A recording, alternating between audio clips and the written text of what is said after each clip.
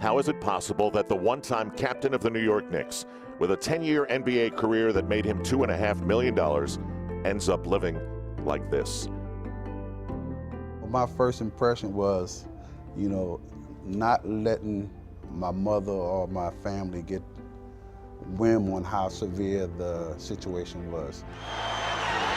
Stolen by Ray Williams. Ray Williams, and the Knicks lead by 6. I lost track of him, certainly. And when I heard about his more recent times, I was shocked. I couldn't imagine it.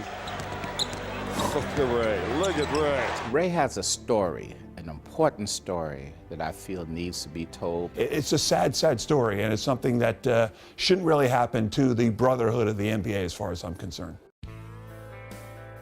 How did it happen? A failed marriage that cost him his house.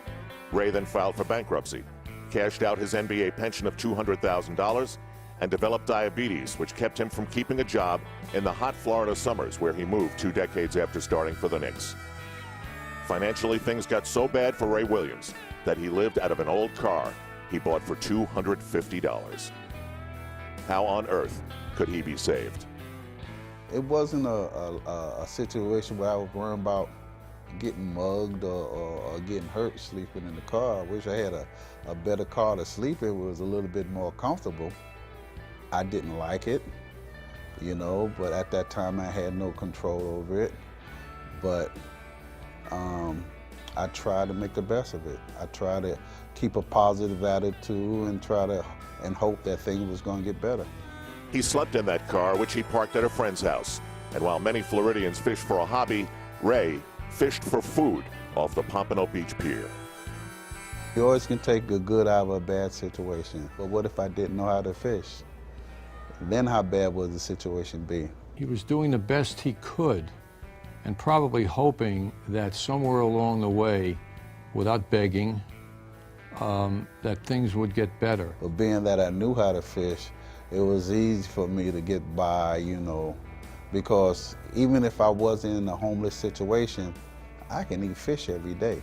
There must have been something positive inside of him that he could go fishing for a meal and sleeping in a car and do these things that, all of us who know of him and know what he did with his great skills would be shocked. He clawed his way all the way to the top of being captain of the Knicks. So evidently he has the competitive spirit and a fighting spirit to succeed.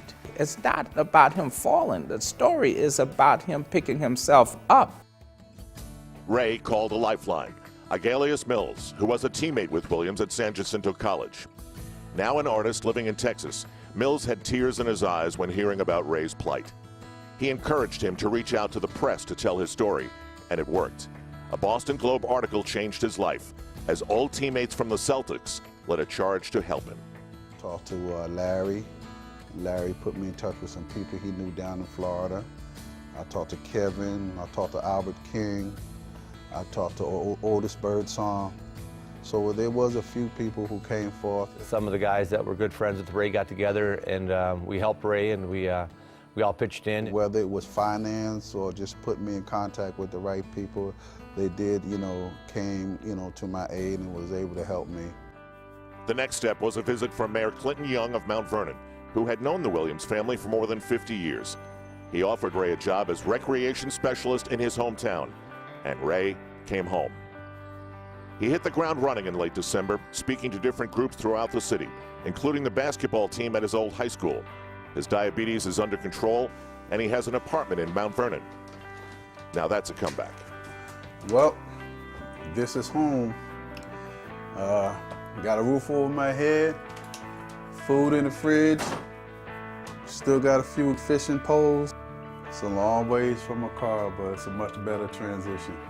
He was not afraid of coming back to his hometown as a failure, by no means. Yes, indeed, humble by the circumstances, but never once did I see defeat in his eyes. Ray is like he hasn't missed a beat. He comes right in, is amazingly upbeat, especially with all that he's been through, and he has a great message for all our young fellas. You're gonna always have ups and downs in your life, so you just try to let them know that that's the mark of a true champion is getting back up from being knocked down.